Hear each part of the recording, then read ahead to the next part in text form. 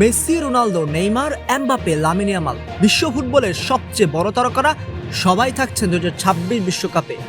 কোটি কোটি ভক্তের চোখ থাকবে তাদের দিকে।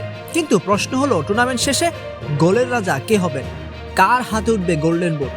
আজ দেখে নেওয়া যাক 2026 বিশ্বকাপে গোল্ডেন বুট জেতার সবচেয়ে সম্ভাবনাময় 5 ফুটবলারকে।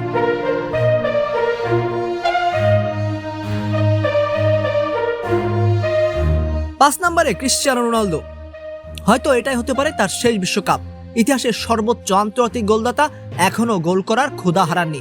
পর্তুগালের আক্রমণ ভাগে অসংখ্য সুযোগ তৈরি হয়, আর বক্সের ভেতর রোনালদো এখনো অন্যতম সেরা ফিনিশার। প্রস্তুতি ম্যাচে সময়টা খারাপ গেলেও মূল পর্বে জ্বলে ওঠার অপেক্ষায় আছেন CR7।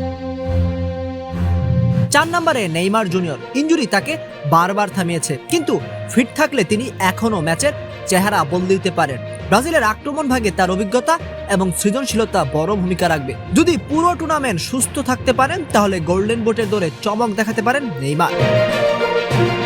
3 নম্বরে আছেন লিওনেল মেসি। বয়স 39 ছুলেও মেসির জাদু এখনো ফুরিয়ে যায়নি। আর্জেন্টিনার আক্রমণ ভাগের কেন্দ্রবিন্দু তিনি। পেনাল্টি, ফ্রিকিক, দৌড়পাল্লার শট সব জায়গায় দুর্দান্ত। তবে বয়সের কারণে পুরো টুর্নামেন্টে ধারাবাহিকভাবে গোল করার চ্যালেঞ্জটা তার জন্য সবচেয়ে বড়। 2 নম্বরে তরুণ লামিন ইয়ামাল। স্পেনের এই বিস্ময় বালক ইতিমধ্যে বিশ্ব ফুটবলে আলোড়ন তুলেছেন। ড্রিবলিং, গতি আর গোল করার ক্ষমতা সবকিছু আছে তার মধ্যে। 2026 বিশ্বকাপ হতে পারে ইয়ামালের বিশ্বমঞ্চে নিজেকে সুপারস্টার হিসেবে প্রতিষ্ঠার আসন।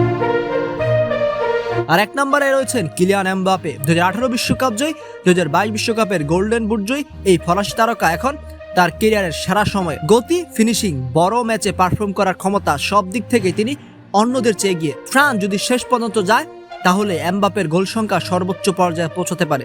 আপনার মতে 2026 বিশ্বকাপের গোল্ডেন বুট কার হাতে উঠবে? মেসি, রোনালদো, নেইমার, ইয়ামাল নাকি এমবাপে? মন্তব্য জানিয়ে দিন এখনই।